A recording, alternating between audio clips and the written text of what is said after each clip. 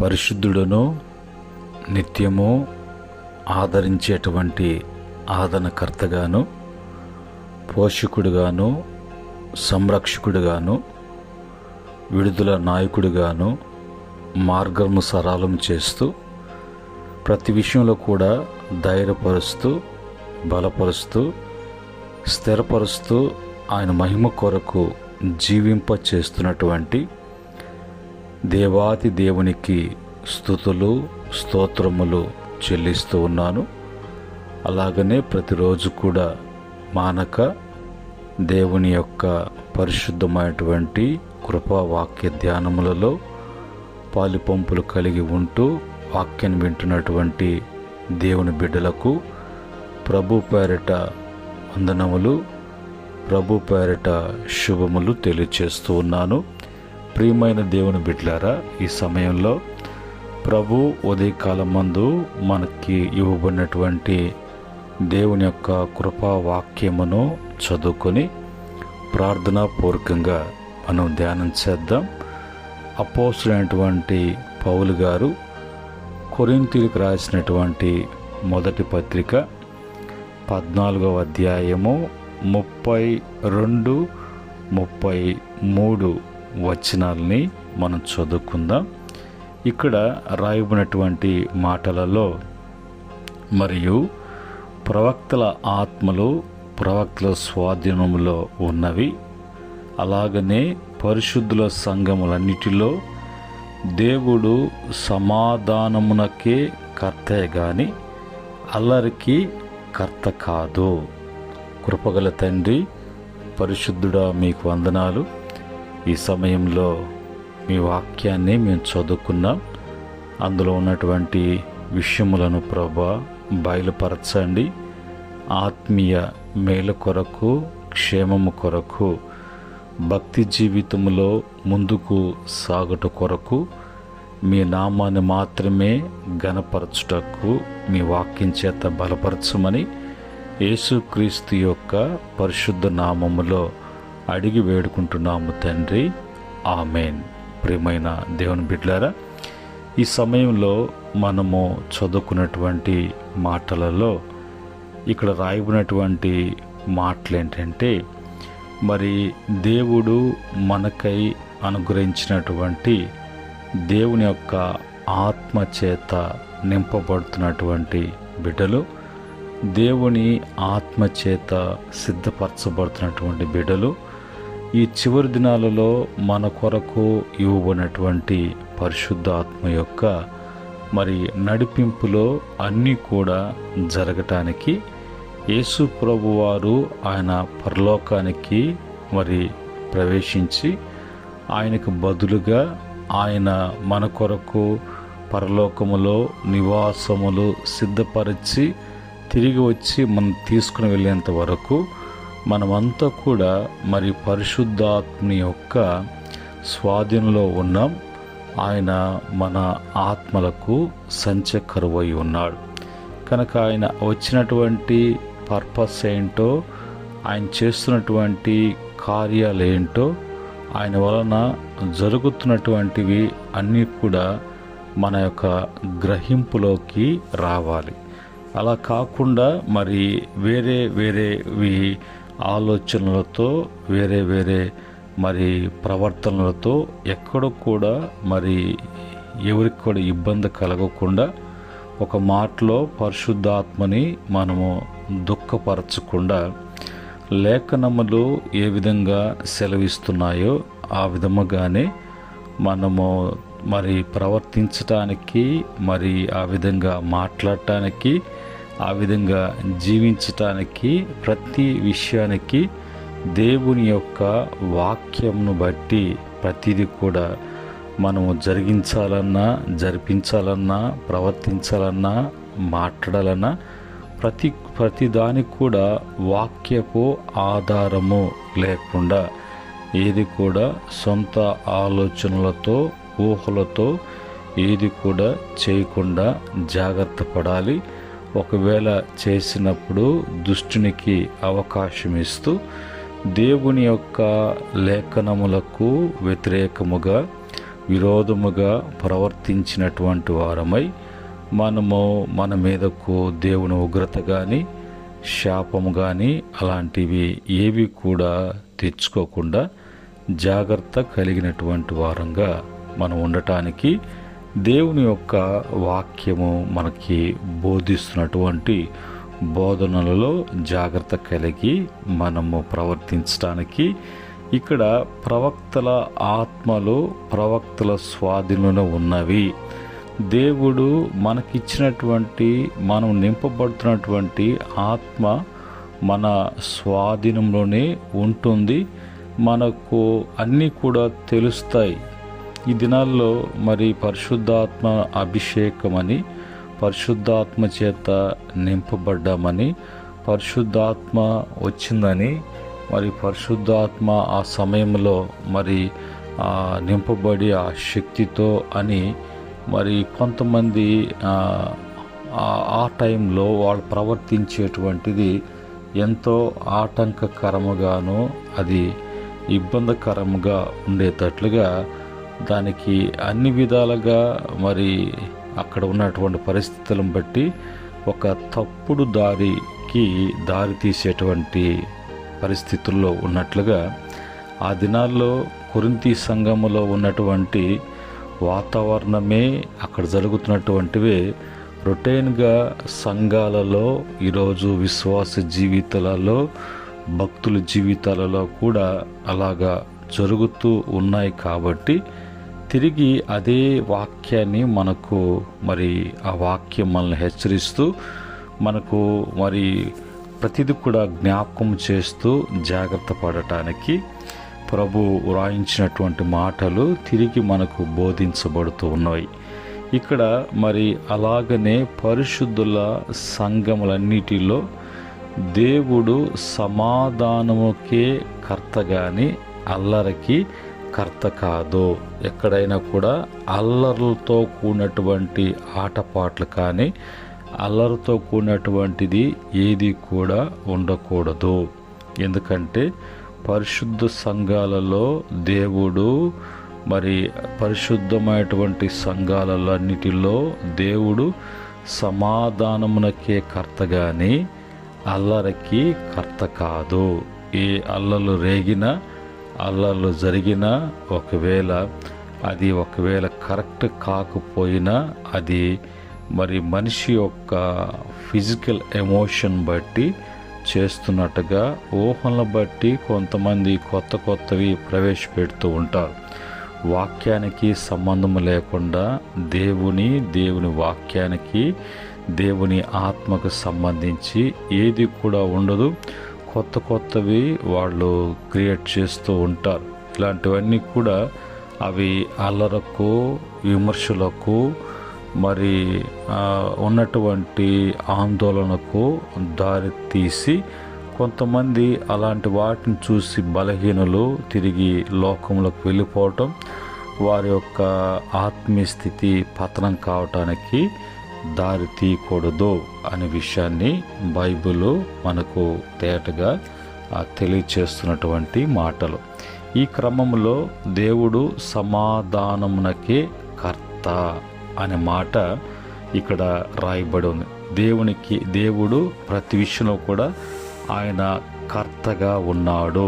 ఇక్కడ చెప్పబడినటువంటి మాటలో సమాధానమునకే కర్త.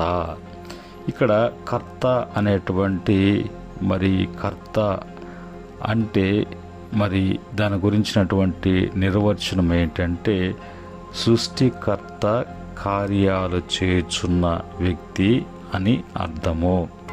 ఒక పనికి మరి కారణమైన వాడు, ఆ పనిని ప్రారంభించి ముగించిన వాడు కర్త అనేటువంటి మరి మాట, తెలుగు మరి మాట అది మనకు అర్థం కావటానికి.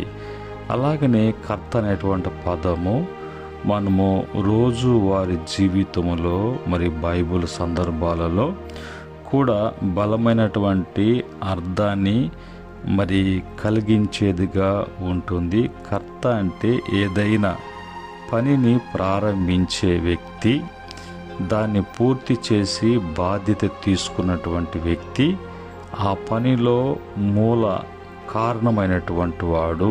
ఈ 3 మాటలను బట్టి అలాంటి వారు కర్తగా బాధ్యత వహించినటువంటి వారుగా ఉన్నారు అని తెలియటానికి కర్త.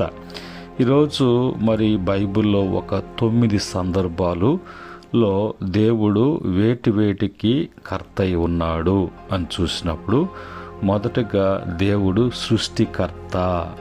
ఆదికాండము 14వ అధ్యాయము 19వ వచనము 29వ 23వ వచనం. రెండవదిగా సమాధానకర్త. న్యాయాధిపతుల గ్రంథము 6వ అధ్యాయము 24వ వచనం ప్రకారంగా రక్షణకర్త. కీర్తన 18వ కీర్తన 46వ చరణం, 25వ కీర్తన 5వ చరణం. న్యాయకర్త. కీర్తన 50వ కీర్తన 6వ చరణం, 68వ కీర్తన 5వ చరణం. ఆలోచనకర్త. యెషయా గ్రంథము 9వ అధ్యాయము 6వ వచనం ప్రకారంగా శాసనకర్త.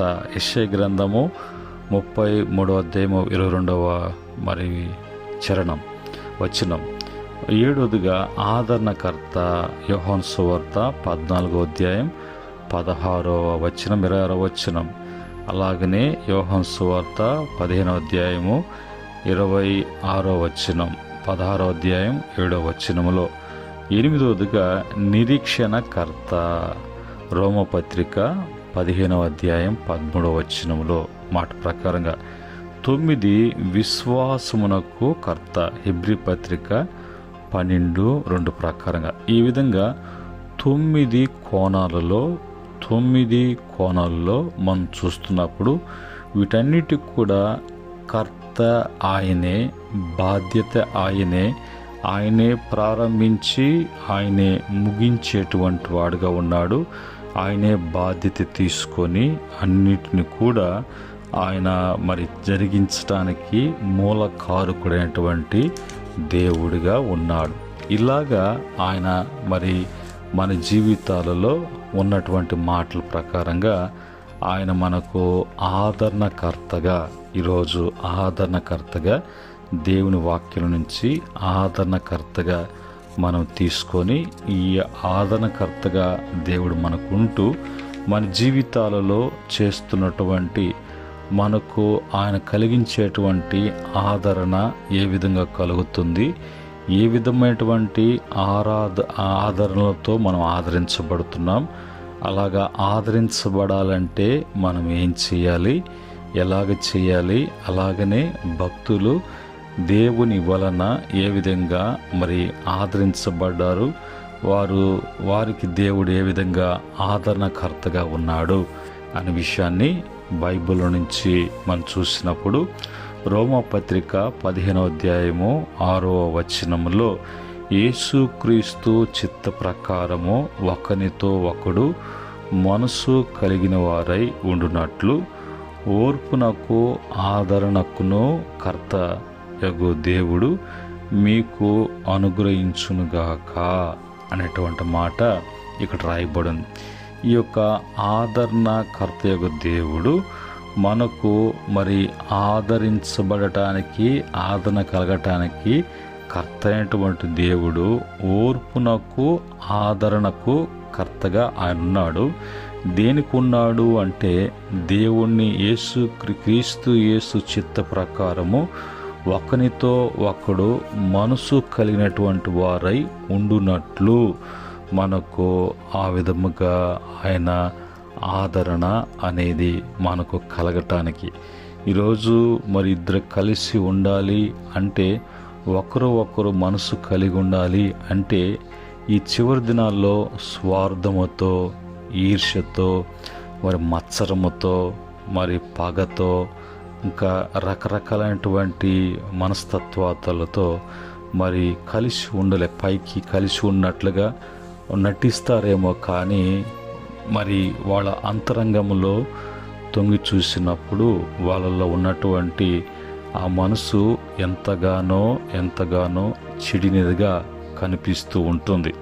అది నిదానంగా ఏదో ఒకటి ఎదుటివాడికి హాని కలిగినప్పుడు మరి ఏదో సందర్భాల్లో అది బయటపడినప్పుడు అతని యొక్క మనస్తత్వం ఎలాంటిదో అప్పటికి అన్నీ కూడా జరిగిపోవటం, అది గొప్ప వివాదమునకు దారితీయటము అనేది జరుగుతూ ఉంటుంది.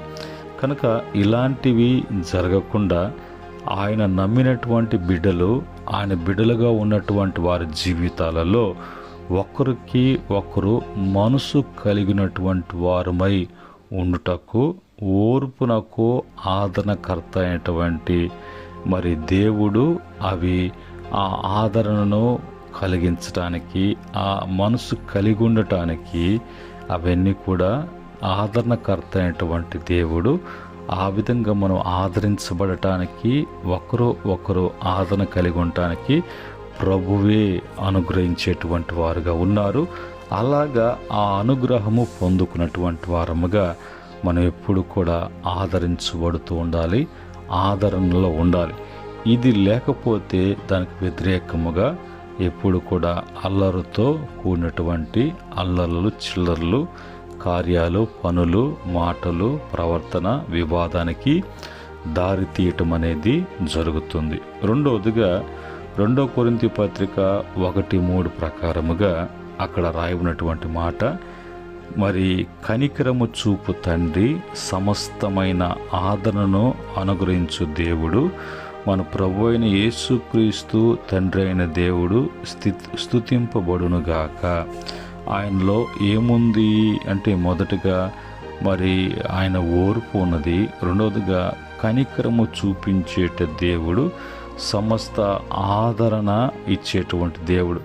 ఆయన ఓర్పును బట్టి మనం ఆదరించబడుతున్నాం, ఆయన కనికరాన్ని బట్టి మనం ఆదరించబడుతున్నాం. ఆయన కనికరమే మనకు లేకపోతే, ఆయన కనికరము చూపించకపోతే ఎవరు కూడా భూమి మీద నివసించేటువంటి ఏ నరజాతి కానీ ఏ జీవి కానీ ఆదరణ అది కలిగి ఉండలేరు. మూడవదిగా 2 కొరింథీ పత్రిక 13:11 ప్రకారంగా, తుదకు సహోదరులారా సంతోషించుడి, సంపూర్ణులయుండుడి, ఆదరణ కలిగించుడి, ఏక మనసు గలవారయుండుడి, సమాధానముగా ఉండుడి, ప్రేమ సమాధానముల కర్తయగు దేవుడు మీకు తోడై యుండును. ప్రేమ సమాధానములకు కర్తయగు దేవుడు మీకు తోడై ఉన్నాడు. ఆయన తోడై ఉన్నప్పుడు ఆయన ప్రేమతో నింపబడినటువంటి వారముగా, ఆయన లోకం ఇచ్చినట్లు కాకుండా నా సమాధానమే అన్నటువంటి సమాధానము మనము కలిగి ఉండునట్లుగా, వాటితో నింపబడినట్లుగా, ఆ విధంగా నడిపించబడుతున్నట్లుగా ఆయన మనకు తోడై ఉండి, మనమందరం కూడా సంతోషించటానికి, సంపూర్ణంగా ఆదరణ కలిగి ఉండటానికి, ఏక మనసు కలిగి ఉండటానికి దేవుడే మనకు తోడై ఉండి సహాయం చేస్తున్నారు. కనుక మనలో ఏమి ఉండాలి అని అంటే, ప్రేమ ఉండాలి. మనలో ఏముండాలి అంటే ఏక మనస్సు ఉండాలి. మనలో ఏముండాలి అంటే సమాధానం ఉండాలి. మనలో ఏమి ఉండాలి అంటే దేవుని యొక్క కనికరము పొందుకునేటట్లుగా ఉండాలి. మనలో ఏమి ఉండాలి అని అంటే ఎప్పుడు కూడా దేవుని యొక్క ఓర్పును కర్తైనటువంటి ఆ ఓర్పును మనకు కలిగినటువంటి వారుగా ఉండాలి, ఆయన బిడ్డలుగా. అప్పుడు మనము అన్ని విషయాలలో మనము సంతోషించటానికి, అంటే సంపూర్ణమై ఉండటానికి దేవుని యొక్క కార్యాలు, ఆ ప్రభావం మన మీద పనిచేస్తుంది. 4వదిగా 2వ తెస్సలోనికీ పత్రిక 2:16-17 ప్రకారంగా, మన ప్రభు అయిన యేసుక్రీస్తును మనల్ని ప్రేమించి కృపచేత నిత్యమైన ఆదరణయు మరి శుభ నిరీక్షణయు అనుగ్రహించిన తండ్రి అయిన దేవుడు, యేసుక్రీస్తును బట్టి మరి ఆయన యొక్క మనల్ని ప్రేమించి కృపచేత, ఆయన ప్రేమ కృప ఇప్పుడు మనకు మరి ఆదరణను, శుభ నిరీక్షణను మనకు కలుగు చేస్తుంది. అన్నిట్లో ఆదరణ బట్టి, మరి ఆయన యొక్క ఆదరణ బట్టి మనం ప్రేమించబడుతున్నాం, ప్రేమ కలిగి ఉన్నాం. ఆదరణ బట్టి మరి కృపను కలిగినటువంటి వారముగా మనము ఒక నిరీక్షణ, శుభ నిరీక్షణ మనకు కలిగి ఉండటానికి ప్రభు అవన్నీ కూడా ప్రభు వలన మనకు అనుగ్రహించబడుతూ ఉన్నది. ఈ శుభ నిరీక్షణ కలిగి ఉండకపోతే మనకు ఆదరణ అనేది కలగదు. ఈ ఆదరణ అనేది మనకు ఉండాలి అంటే ఓర్పు అనేది ప్రభు వలన, ఆ ఆదరణ బట్టి, ఓర్పును బట్టి ఆదరణ బట్టి శుభ నిరీక్షణ, ఇందును బట్టి మన జీవితాల్లో ప్రేమ సమాధానములు ఏలుబడి చేయటానికి ప్రభు యొక్క సహాయము మనకి అందించబడుతూ ఉన్నటువంటి పరిస్థితి. ఈ క్రమములో మరి బైబిల్లో మనం చూసినప్పుడు బైబిల్ మనకి ఏమని బోధన చేస్తూ ఉందంటే, మరి రోమపత్రిక 1వ అధ్యాయం 11-12 ప్రకారంగా మీరు స్థిరపడవలనని అనగా మీకును నాకును కలిగి ఉన్న విశ్వాసము చేత, అనగా మనము ఒకరి విశ్వాసము చేత ఒకరము ఆదరణ పొందవలనని. మనము దైవికంగా దేవుని వలన కలిగినటువంటి ఆ ఆదరణ తిరిగి మనం విశ్వాసం చేత ఒకరిని చేత ఒకరము ఆదరించబడుతున్న, నేను ఆదరించబడ్డాను దేవుని వలన, నన్ను బట్టి మరి ఎదుటివాడు, అతను బట్టి నేను అని విశ్వాసాన్ని బట్టి విశ్వాసము చేత ఆదరించబడుతూ పైన చెప్పబడినటువంటి లేఖనం ప్రకారంగా ఆ శుభ నిరీక్షణ, ఆ ప్రేమ, ఆ సమాధానము, ఆ ఓర్పు, ఆ కృప అనేది మనం కలిగి ఉన్నప్పుడు మన విశ్వాసాన్ని బట్టి ఎదుటి వాళ్ళతో పంచుకోవటం, ఎదుటి వాళ్ళు కూడా కలిగి ఉండటానికి అవకాశం కల్పించబడినటువంటి వారముగా, వారి వలన కూడా మనము కూడా ఆ విధముగా ఉండటానికి వాక్యము మనకు తెలియచేస్తున్నటువంటి మరి మాటలు. యాకోబు పత్రిక 5వ అధ్యాయము 13వ వచనంలో, మీలో ఎవరికైనా శ్రమ సంభవించేనా అతడు ప్రార్థన చేయవలెను, ఎవరికైనాను సంతోషము కలిగిన అతడు కీర్తనలు పాడవలెను. మనము ఈ యొక్క ఆదరణకర్త ద్వారా ఆదరించబడిన తర్వాత మనము అదే కొనసాగించాలంటే మన జీవితంలో మరి దేవుని కూర్చున్నటువంటి స్తుతి, కీర్తన, ఆరాధన, ప్రార్థన అనేది ఎప్పుడు కూడా మనకు ప్రాముఖ్యమైనటువంటివిగా మన జీవితాలలో అవి ఉండాలి. అలాగనే మరి బైబిల్లో చెప్పిన మాట ప్రకారంగా కీర్తన 23వ కీర్తన 4వ వచనంలో భక్తుడు అంటాడు, గాఢాంధకారపు లోయల్లో నేను సంచరించినను ఈ అపాయమునకు భయపడను, నీవు నాకు తోడై ఉందువు, నీ దుడ్డు కర్రయు నీ దండమును నన్ను ఆదరించును.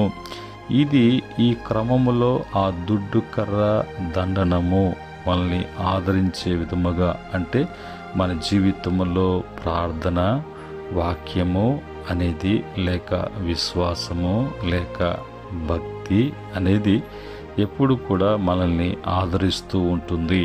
అవి ఎన్నడూ కూడా మనల్ని విడిచిపెట్టి పోకుండా, వాటిని విడిచిపెట్టి మనము తిరగకుండా జాగ్రత్తగా ఉండాలి. ఆ క్రమంలో ప్రభు అంటాడు, ప్రభు వాక్యం 41వ కీర్తన 1-3 వరకు, బీదలను కటాక్షించువాడు ధన్యుడు, ఆపత్కాలమందు యెహోవా వాణ్ణి తప్పించును, రోగాశయం మీద యెహోవా వాణ్ణి ఆదరించును, రోగం కలగగా నీవే వానిని స్వస్థపరచుదువు.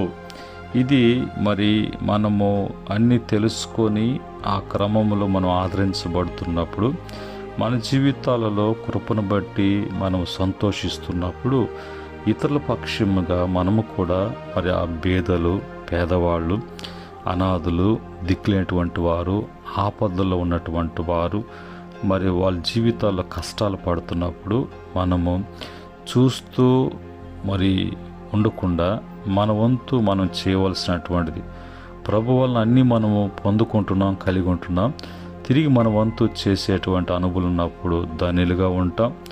మనము అన్నిట్లో తప్పించబడతాం. రోగములో ఆదరించబడటమే కాకుండా మనకు స్వస్థత అనేది మన జీవితాల్లో జరుగుతూ ఉంటుంది.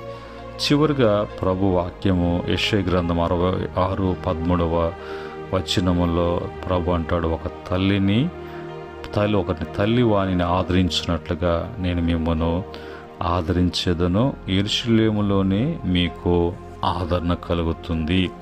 దేవుని వలనే కలుగుతుంది, దేవుని సన్నిధిలోనే కలుగుతుంది. అది ఏది జరిగినా కూడా ఆదరణకర్తగా ఉన్నటువంటి దేవుని వలనే మన జీవితాల్లో సమస్తము కూడా జరగవలసిన ప్రతి కార్యములో ఆయన కర్త అయినటువంటి ఆయన వల్లనే జరగాలి. కానీ మరి వేరే ఆచారాలు సాంగ్యాలు ఉన్నటువంటి లేనివైపోని కల్పించుకొని దానికి ఏదో కొన్ని మరి ఏర్పాటు చేసుకొని భ్రష్టులుగా త్రోవ తప్పి అడ్డదిడ్డాలుగా మరి తిరుగుతూ వాటికి లేనిపోయినటువంటి వాటిని కల్పించుకుంటూ వాటికి కొన్ని నిష్టలను ఏర్పాటు చేసుకుంటూ విగ్రహారాధికుల కంటే లోక సంబంధుల కంటే మరి ఇంకా భ్రష్టులుగా తయారు కాకుండా అలాంటి భ్రష్టపడినటువంటి జీవితం జీవించకుండా వాటిలో నుంచి బయటపడటానికి ఈరోజు దేవుడు మనకు ఆదరణకర్తగా ఆయన చూపిస్తున్నటువంటి కనికరం, ఆయన చూపిస్తున్నటువంటి ఓర్పు, ఆయన చూపిస్తున్నటువంటి కృపను బట్టి తిరిగి బాగుపడటానికి ప్రభు ఇస్తున్నటువంటి అవకాశం. ఆ విధంగా దేవుని చేత ఆదరించబడినటువంటి దావీదు, అపోస్తులైనటువంటి పౌలు గారు, ఆయన శిష్యులైనటువంటి మరి అపోస్తులు, అలాగనే ఇస్సాకు, అలాగనే భక్తులు ఆ విధంగా ఆదరించబడి వారు లోకంలో ప్రభు కొరకు ప్రభుని బట్టి వాళ్ళు జీవించటం, ప్రభుని గణపరచటం జరిగింది. ఇది మన జీవితాలలో జరగటానికి, మనకు ఆ విధంగా మరి జరిపించబడటానికి మనం తెలుసుకొని ఆ క్రమంలో రావటానికి, తద్వారా ప్రభు యొక్క మహా ఆదరణ కలిగి జీవించటానికి, మనల్ని బట్టి ఇతరులు కూడా ఆదరించబడటానికి, ఇతరుల దేవుని బిడ్డలను బట్టి మనం కూడా ఆదరించబడటానికి, మన సంతోషం సంపూర్ణ కావటానికి ప్రభు యొక్క సహాయము ప్రతి బిడ్డ కూడా అందించబడునుగాక. ఆమెన్. పరిశుద్ధుడైనటువంటి మా తండ్రి, కృపగలిగినటువంటి మా దేవ, నీ పరిశుద్ధ నామములో ఇదిగో ఉదయకాలం మందు మీరు వేటికి కర్తగా ఉన్నారు. మీరు కర్తగా ఉన్నప్పుడు ఎలాంటి అల్లర్లు అనేది జరగకుండా, మరి స్వాధీనములో కాకుండా, మరి తప్పిపోయినటువంటి వారుగా ఉండకుండా, మరి సంఘముగా, పరిశుద్ధులుగా, దేవుని బిడలుగా, భక్తులుగా ఎలాగా ఉండాలో, నడుచుకోవాలో, జీవించాలో, తద్వారా మిమ్మల్ని ఏ విధంగా గణపరచాలో ఇవన్నీ కూడా మీరు మీ లేఖనముల ద్వారా తెలియచేశారు. ఈ మాటలు బుద్ధిగంతాల వరకు బిడలకు అందించండి ప్రభు. వారు మేలు పొందినట్లుగా, వారు బాగుపడినట్లు కృప దయచేయమని మీ కృపకు దయకు సమస్తము కూడా అప్పగిస్తుండగా మహిమ ఘనత ప్రభావం చెల్లించుకోమని ప్రభు అయిన యేసుక్రీస్తు వారి యొక్క పరిశుద్ధ నామములో అడిగి వేడుకుంటున్నాము తండ్రి. ఆమెన్. పరమ తండ్రి దేవుని ప్రేమ, కృప, సమాధానం ఈ మాటలు వింటూ జీవితం సరిచేసుకుంటూ అనుసరిస్తున్న బిడ్డలకును, సకల పరిశుద్ధులకు, ఆయన దాసులకును సదా తోడే నడిపించునుగాక. ఆమెన్. దేవుడు మిమ్మల్ని, మీ కుటుంబాలను అన్ని విషయాల్లో దీవించి వృద్ధిపరచునుగాక. దైవాశీస్సులు మీకు కలుగునుగాక. ఆమెన్.